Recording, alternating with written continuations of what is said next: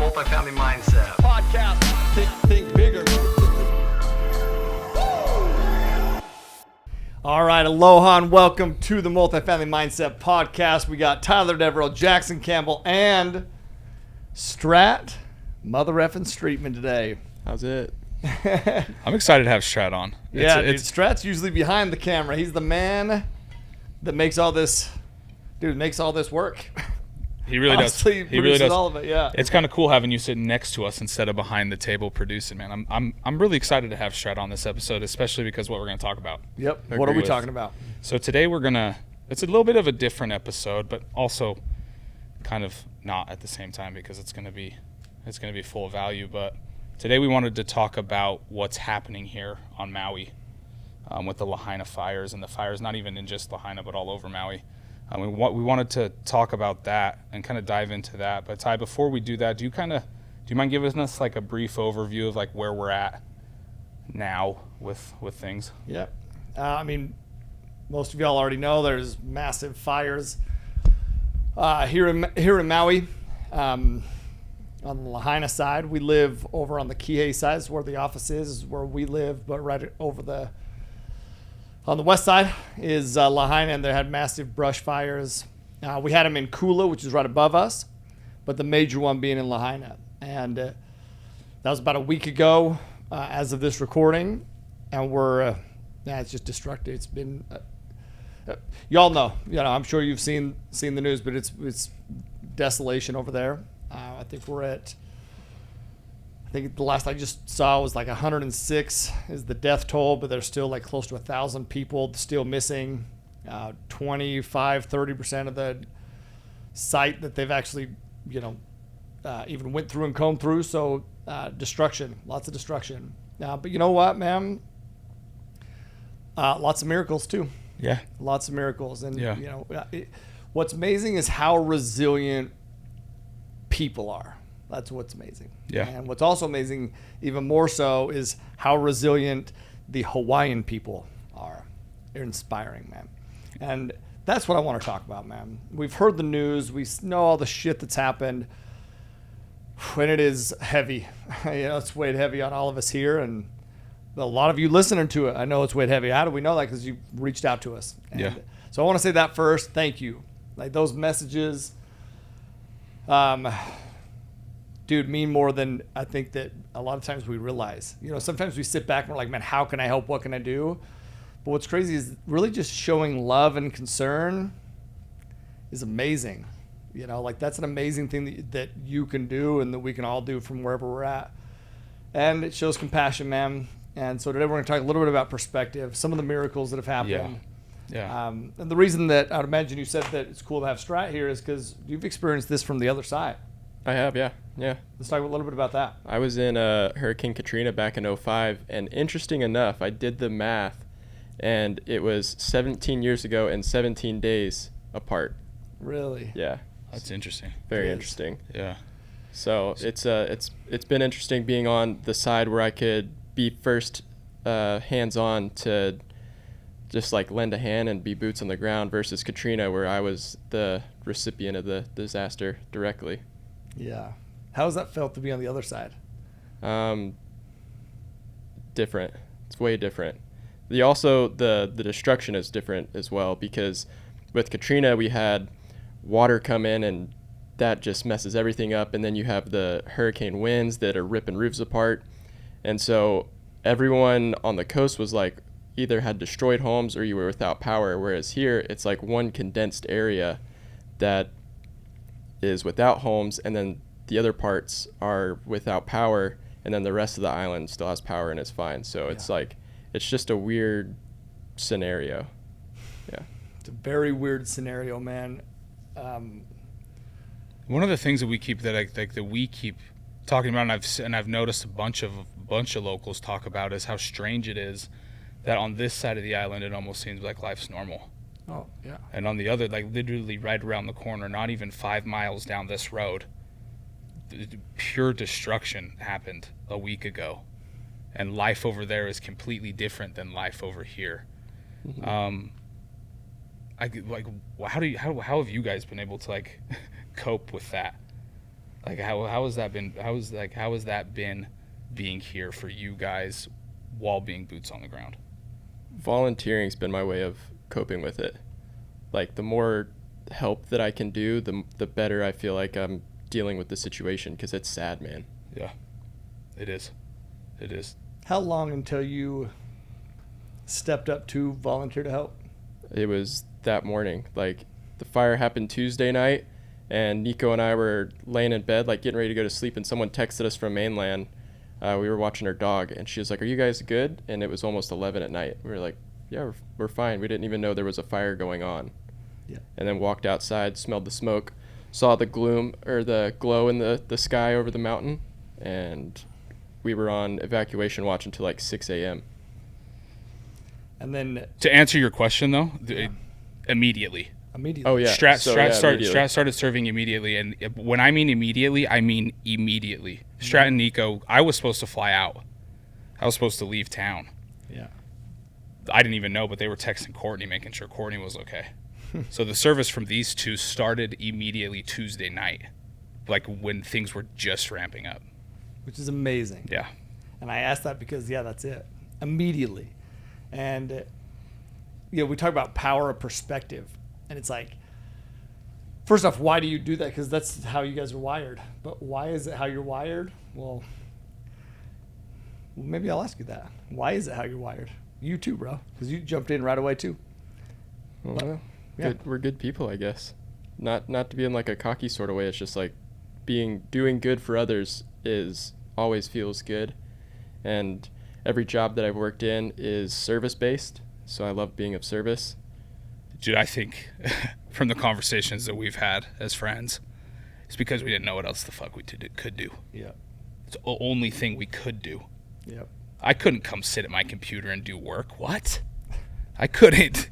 I do the only thing that I think, and I think I can speak for these two too in this sense, but I can speak for probably the majority of Maui. It's all anybody could feel. It's all anybody could really do was to serve and to help, because there was no other option. If I'm being honest, in this particular situation, it's because there was nothing else to do, but to take care of it.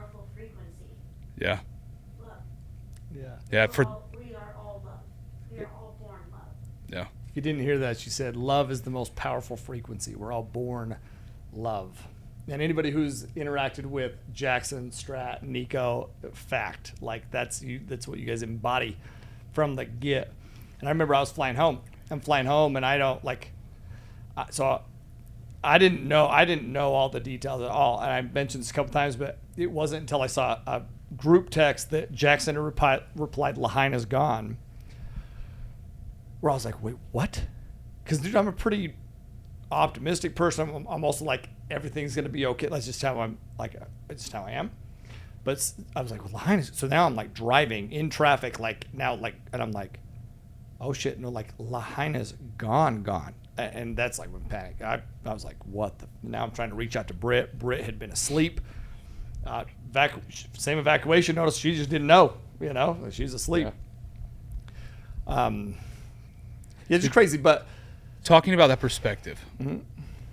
right? We have our perspectives of that situation, and as everybody knows, the devastation has happened, and now there's a lot to be done to help all these individuals that are misplaced, all these local families, and all these people that are missing. There's still so much work to be done, and so many heavy hearts, and so many things that are happening, and it's very easy a lot of the times for people to get caught up in the negativity of everything that's going on, because it does suck. Mm-hmm. It is sad. It's terrible. And there's no way around that. There's no justifying that, saying that there's no justifying that. It's terrible what happened. But our behaviors can maybe lessen the load of the heaviness that is there. You shared an experience that I was hoping that you could share today, from that perspective, from just how your behaviors can actually help in situations.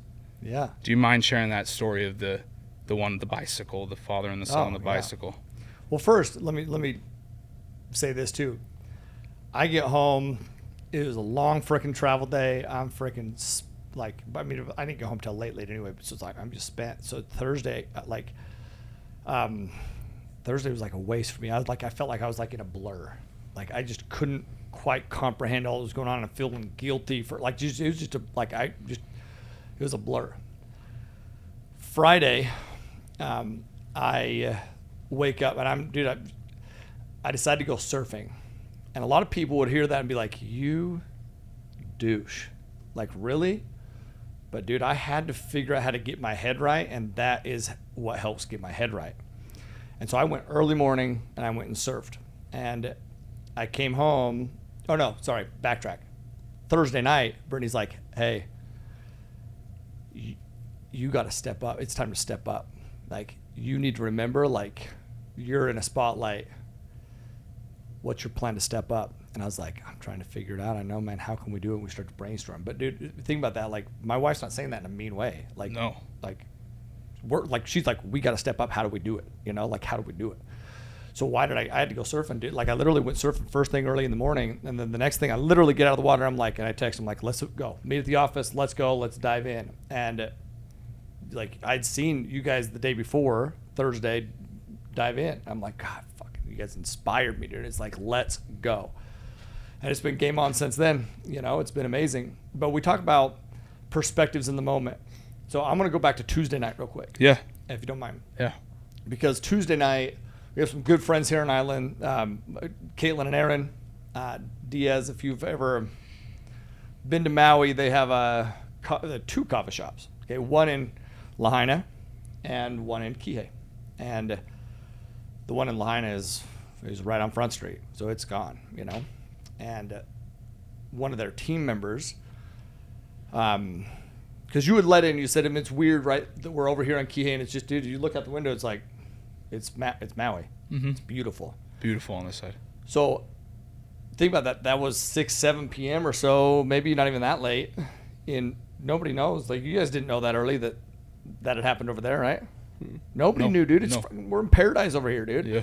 Well, even on the same island, we didn't know. Like, I think people, like, it's a very good thing to point out really quick. It happened so fast that we didn't even know 5 miles down the road that what was taking place. Yep. So what would you do, right? What's your perspective? You're in paradise, and let's say you decide to go to Ross, and you see people walk in, they're just dirty, and they just look like effed up mentally, emotionally. Like, what would your perspective be, right? Yeah. Well, really, that's what happened, man. One of their employees, his name is Junior, and his family, they, long story short, they are leaving. Like, they have to leave. They think they're fine. All of a sudden, they look out and they see all their neighbors' houses on fire, and then they're like, "Oh my God, we got to leave!" Like, that's how fast it happened. They're in Lahaina side. They get in their car. Just getting in their car, they get covered in black soot because literally all their neighbors' houses are on fire, and they drive away from their home, seeing their home on fire, knowing that it's gone. And that drive from Lahaina to Kihei is like 45 minutes or so. It's not a short drive. Yeah. I just can't even imagine that drive and like, they have 2 little girls, just like and they're just filthy. They got nothing. They're just like, I just can't imagine that. And they go into Ross because they're like, man, let's just get some clothes. And they go in, and nobody here knows anything that's happened. And they said they walk in, and people are like, what is like staring at them, like an employee even came over, like uncomfortable that they're there, you know. And that's where this whole perspective thing comes in. It's like they don't know that they just freaking lost everything. They have, nobody has any idea what just happened. Like, now, so it's like, man, in the moment, man, you never know what somebody's going through. And the experience that you're talking about is my little kids, Pax and Marley, decide to do a lemonade stand. And there's this father and son that are driving on their bike. They're riding their bike. And as they're riding their bike down Kihei Road, which is the main road here in Kihei, some people drive past and yell at them to go home. You know, this is what, this is Monday. This would have been Monday. A couple days ago. Yeah. Go home. Go home. You know? Assuming that they're tourists. Yeah. Yeah. Yeah. Well, they had just lost everything. they had lost everything. They don't have a home. Somebody driving by thinks that they're a tourist. They're not. They're a resident of Lahaina who literally just lost everything. It was a father and a son who had been sheltered at a hotel, and the dad just wants to get his son out of the room and his mind off of all the shit and the tragedy and the everything they've went through. And so they grab some bikes that are at the place that they're at, and they go on a bike ride, and somebody yells at them, "Go home." It's like, dude, you don't know what people are going through. You don't know, man. This is here on Maui. This is wherever you're living when you're listening to this. It's like, you don't know. Like, take a second and, dude, show some love to people. You know, I saw somebody, we talked about this too. Somebody was pissed that they said that they saw somebody at the beach. And it's like, well, you don't, maybe that's somebody who just lost everything. And they're just trying to need get 5 some minutes. normalcy back from it. It's like, Yeah. we don't know what people are going through. And I feel like this has amplified that of like, you don't know, man. So in the moment, choose a perspective that is love and aloha, and that's the perspective that you guys chose right out the gates, man. Dude, it's almost like, from what you're saying right now, it's in those moments where you don't really know what to do is where you find that aloha. Where it's okay, it's okay a lot of the times not to know what to do. Yeah. But to find that patience for yourself and that love for yourself, to be there and try to navigate each situation with that love, with that internal love that like what Nico just said, that we're all born with, that frequency of love. It's really brought to the forefront for me. I know we've all kind of talked about this even before the episode. Brings up what's actually important. Mm-hmm. It's really, for me, it's just really helped to like clear up those priorities on the actual important things in life. What are your priorities? Yeah. So even when it is foggy and you're not really sure what to do, that's also the time where you may be able to find the most clarity, because you should only be able to see the most important things. Yeah. And those are those things. Don't forget that those are those most important priority things. I know for me, you guys can probably relate, but when shit started popping off, I couldn't even remember my tasks at work. Literally, our first day back, I had to schedule a meeting with Jaden because I'm like, Jaden, I can't remember like what you're expecting from me. Jaden's my director, she's my manager. I couldn't remember because all that I could see in front of me was the actual important things, and that was the people of Lahaina. That was the people that needed our service, right? That needed us. So in those moments, you can find clarity. Yep. Because the most important things are going to be the only things that you can see. Which is powerful, dude. Yeah. Like, you know, you think about the father-son sitch. What would you do if that was you? Like, what would your reaction be? Because my reaction would be rage. I would have thrown the bicycle at wherever that noise came from. Yeah. I'm just telling you, dude. Yeah. Well, their reaction is 2 blocks later, they see my kid's lemonade stand, and they donate the last $5 in their pocket.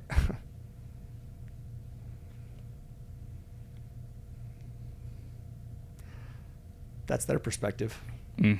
It's like, so with what you just said, like when you lose everything, all of a sudden you get this clarity. It's like, I don't know. I've never experienced it. So I don't know that. But I saw that. It's like, God, really puts things into perspective, you know? So. Absolutely. Strat, is there anything you want to add here? Sorry, man. No, you're good. It's a great, just like listening. I will say one of my favorite things about natural disasters is the way community is brought together. Mm-hmm. It happened Katrina. It happened whenever North Shore of Oahu flooded like 2-3 years ago. And it's happening here. And it's crazy to see the entire community come out of the woodworks to just lend a hand wherever they can. So sure, you're going to get some negative comments there, here and there, but everybody's high strung and under a lot of stress in this time. So just take it with a grain of salt, I'd say. Yeah, and few and far between. Like literally, that is like, right? Like, it's crazy to see it, just the love everywhere. Yeah. You know? Yeah. It's crazy to see love, and that's why it's so important to get out and serve in those moments man. Like we dive in and we go, like, you're taking stuff over on the boat around because you couldn't get over to Lahaina by car. You're on the boat taking donations over. We go to Costco, Target, we grab donations, load up the truck, and we go the back. You guys figure out the back way to get Yep. through. Yeah. And then the next day we lied and said we were at the mayor's office to get through the other way. you guys going through. We lied to your ass for sure. Yeah. Boom. Yeah. I'll take the ticket, guys. But it's I like- wasn't even there. I'll take the ticket. You know what's interesting? Do you guys remember the last Maui meeting? Yeah. So a Maui meeting is every first Wednesday of the month. I do a training essentially with everybody in the company, and it was. Do you guys remember what it was about? Yeah, mastering. Yeah, Was that this last month? Yeah. I thought that was 2 Yeah. months ago. Nice. Good one. Is it? And it was. Why is it important to do that? So it enhances to master these different things. We went through 10 different things, and why is it important to master those things? Because it enhances your ability to respond. That was the whole training, dude, was enhancing your ability to respond in the moment. And I'm proud of how we responded. And I say we because I'm going to lump myself in because I rode y'all's coattails.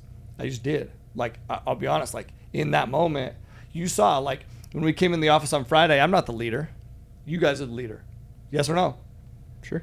In different moments in your life, like, there's times you lead, there's times you follow. It's not just like you're a leader and so, like, you're like, and don't get me wrong, like, I'm a leader. I'm always a leader. Like, don't get me wrong. But in that you guys had already been boots on the ground. You'd already been part of it. Like, you already saw some of the needs. It's like, no, dude. In that situation, Tell me what to do. Let's go. Mm-hmm. And in that situation, you were being your best leader by being the best follower. Yes, that's it. But It has man, been- we responded. We You know? did. We did. Yeah. I'm also very. I'm still responding. Yeah. Still getting Yeah, after this it. is a marathon, not a sprint. 110. That's for sure. Yeah. Yeah, that's the thing, man. Like, there's been so much outpouring of love and to the islands, but it's like 2 weeks from now, nobody will remember. But they'll remember. But 2 weeks from now, most of the world will be moved. The help yeah. will dwindle. Yeah, The help will but dwindle. we live here. And we live here, and we're already seeing it. That's it. We're already seeing the help dwindle, little by little, from outside sources. At least the community hasn't stopped; they've only ramped up. But from outside sources, it does seem to be just dwindling a little by little. So continue if you can, if you do have those abilities to donate and to help those poor families that are displaced and that will be displaced for a long time. Please do. We do have a GoFundMe going for Multifamily Mindset. That link will be in the description. Please click on that. Donate. Anything. Donate what you can. Yeah, man, anything. Like, listen, we have a big community. You know, I saw Brandon post something. He said, Brandon Turner, he said, 10,000 people at $100. It's $1 million. It's $1 million, man. It's like, we can do that. Our community can do that. We got a big community. We can do that. Yeah. It's like, man. And if, how much did my little kids raise? 2 days in a lemonade stand, how much did they raise?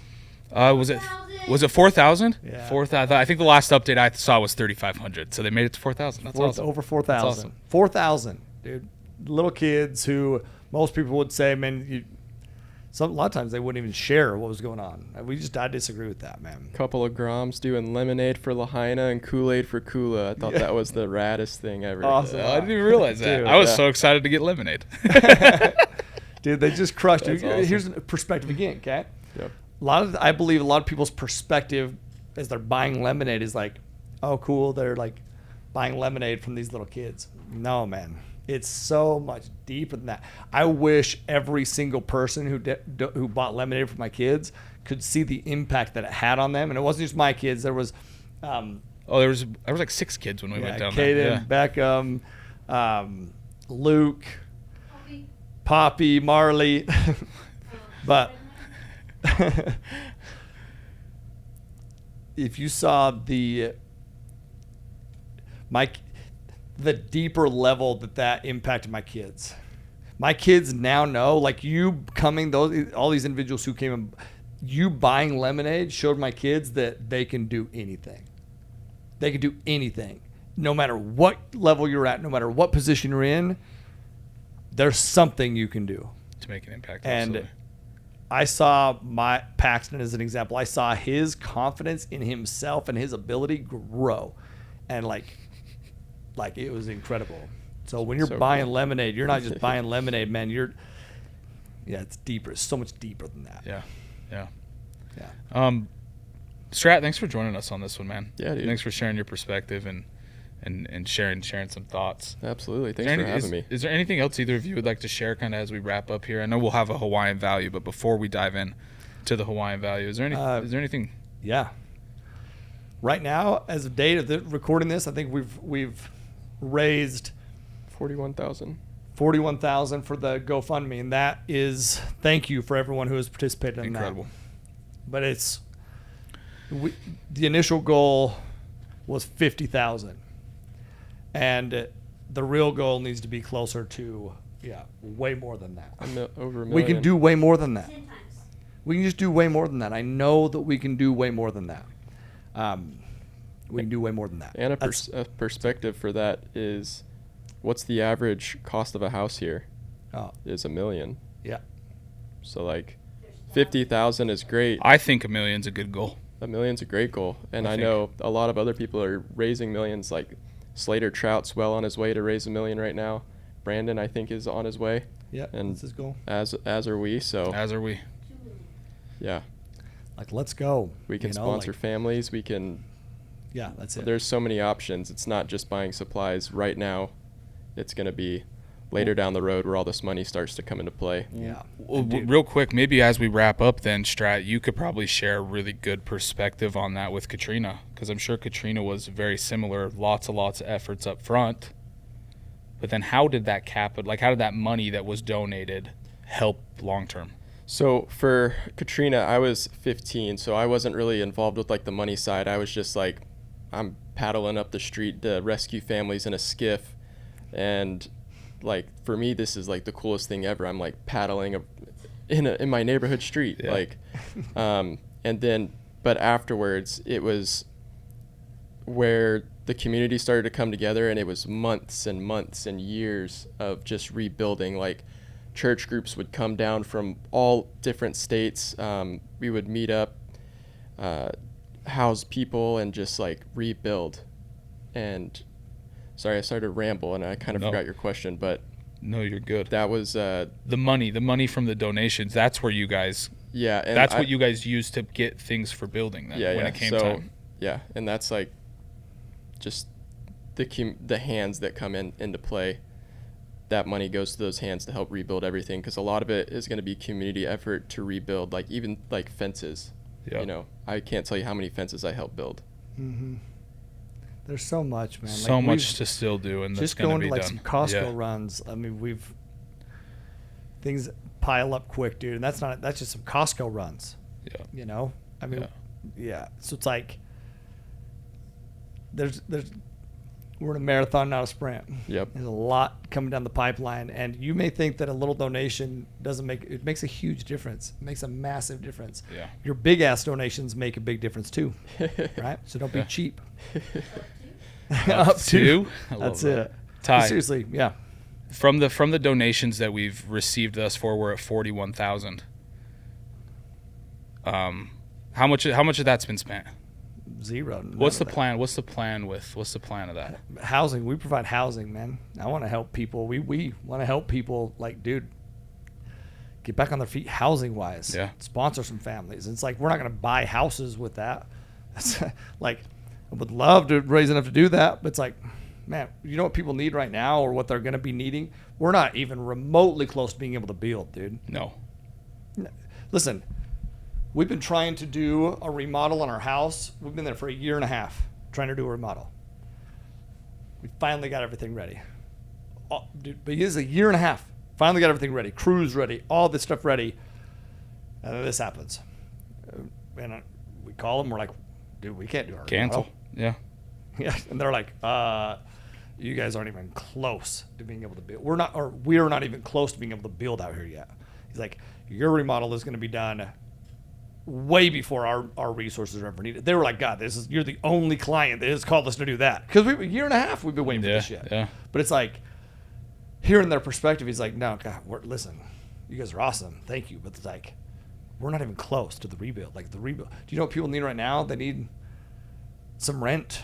They need a car from something that burned. It's like, dude, these things, you know, those bigger items. So, absolutely. And that's what we're going to use those funds for. 100% is to get those bigger items for those people. So I think we do up the goal from 50 to $1 million. I think that's something that we can do. It's something that is definitely possible within our network, and we can do that within a quick time frame as well. But really quick before we end, and we can dive into the Hawaiian value because it is a really good one. I'm sure everybody's seen the donations and stuff that MFM has provided thus far. I just don't want it to go unsaid because it will never be said by the person that's donating that. But that's all been given from the Deveraux family and from Tyler Deveraux. So if you've seen those posts of Strat, Nico, Ty taking stuff over to Lahaina, it's coming straight out of Ty's pocket and the Deveraux family. So big shout out to you, my man. You're doing a lot, bro. Well, you're doing a lot. That's and the easy part, and bro. you like, no, but hold on. Let me finish loving on you. You do a lot, man. You do a lot. You're helping provide jobs for us to be able to have income, to be able to stay here, to be able to serve the people. Strat and Nico are housing people. I'm housing people. We're not able to do that unless we have a job to pay the rent. So there's things that are done, dude, that you're doing that I don't even know that you notice. So thank you, bro. I know it's been like a situation where we all want to go help, and because of you, we have that flexibility to follow our heart and be able to go help the people of Lahaina when we feel called to. So thank you, bro. Yeah, that's not. I know it was. I know it was a learn. I know it's been a learning thing for all of us to juggle a job that we do need to keep up with, but also fulfill what's being called to us to go help those people. So thank you for helping us navigate that, man, because I know it's been rough for me. So I appreciate you. Appreciate that, dude, for sure. That's that's dude. And it actually leads right into the Hawaiian value, which is Laulima, right? Many hands, right? It's just this big circle of giving. We had our daily huddle yesterday or a couple days ago for the content team, and Jaden gave me and Strat a bunch of praises and thank you, and then said thank you guys for all your service. We've been seeing what you guys are doing. Thank you guys are amazing. And it's in those moments where it's like, but it's not even, we can't take that. Yeah. I can't take that thank you. I can't take that gratitude because it's not possible without the people that are giving the donations for us to be able to take them over there. It's not possible without the Tylers, without the trucks, without all these other hands that are making this possible, dude. It's really. Can I give you a cool story? Dude, because that's exactly it, man. It's many hands, dude, and it's lifting where you stand. It's doing what you can, because it's like, bro, I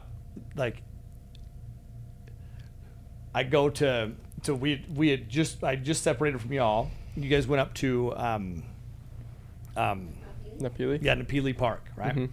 And so now I was going to Napili Park. Yeah. I pull up, and there's one of the truck dropping off goods, and then I'm pulling my truck next to him, and he's like, "Hey, Tyler," and I'm really good with faces. Like I'm usually like really good with faces, and I don't recognize. So I'm like, "Oh, hey, do we know each other?" And then I look in his pocket, and it is a yellow lanyard sticking out of his pocket, MFM lanyard, Multifamily Mindset lanyard. And he's like, "Oh man, yeah, I'm part of your group." I was like, "You didn't go to one of my classes?" He's like, No. I heard about y'all, went to Peak. Anyway, kind of like a random way. His name's Isaiah, and let me tell you what Isaiah is doing. Isaiah lives in one of the most remote parts of Maui. He's like, "Man, we don't have a ton of money, but I'll tell you what I do have. I had a car, and I actually had an ID so that I could get back over here. So every morning I'd wake up, drive over to Lahaina. I've been waking up, driving over to Kahului, post up at this place, post on social media that I'm here. Everyone would drop donations. I would load up as much as I could, and then I would drive it back and distribute to the different hubs on the west side." So sick. It's like, So dude, sick. That's amazing, bro. It's amazing. amazing. So many people are doing that here, dude. And that's Laulima. Yeah, dude. You've been going by boat. You guys went to the freaking War Memorial. You've been at the Humane Society. You're housing people, both housing people. It's like, dude, wherever you're at, man, you can do some. You can do. many hands. And it's what it takes. It's what's needed, dude. It's what's freaking needed, man. For the community to be built back the correct way, and for the people that should be there to be there how they're supposed to be, that's what's going to be necessary. That's it. So listen, another way that helps with that, man, is you sharing this episode. Not only sharing the episode, but sharing the link for the GoFundMe. Donating to the GoFundMe. But listen, if you can't donate, for some reason you can't donate, well, share to a shitload of people and tell them to donate. Prayers. Blessings come down. Prayers work too. Right? You know that word is in community? Unity. What word is in community, she said, which is unity. That's that link to me. That's Laulima for sure. That's so good. Nico didn't want to be on this episode, and then she'd be dropping bombs like Yeah, that. shoot from the background, dude. Freaking Hey, love y'all, Nico. thank you so much for tuning in and for once again, all the love, support, the effort, everything that you have shown and that you're about to show. So we love y'all, man. Appreciate y'all. And to everyone out here on the island of Maui, we love you. To all those families in Lahaina, we love you.